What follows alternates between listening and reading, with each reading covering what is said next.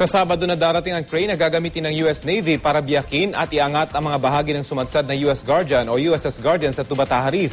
Kanina, isinama ng US Navy ang GMA News papalapit sa barko.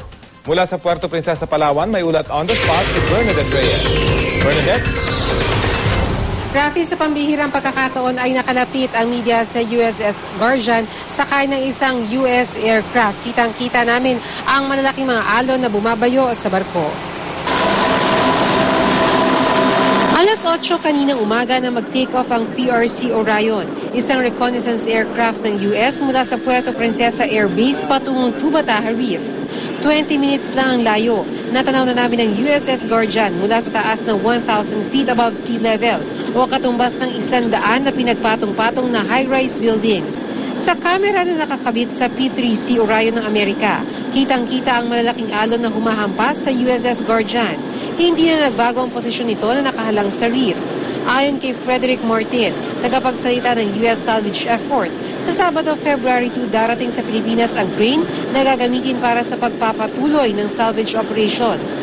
Sa ngayon, isa-isa na nilang kinukuha ang mga laman ng barko para mapagaan ito. Kapag dumating na ang crane, ikakasa na ang planong pirapirasuhin na lang ang barko kaysa hilain ito ng isang buo. The environmental damage is one of the key things that we're looking at as we develop the salvage plan.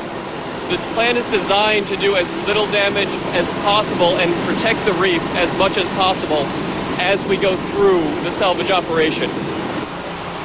Rafi, patuloy ang surveillance ng Amerika at ng Pilipinas sa lugar para sa pinakamabilis na paraan para maialis na ang barko sa lugar. Rafi?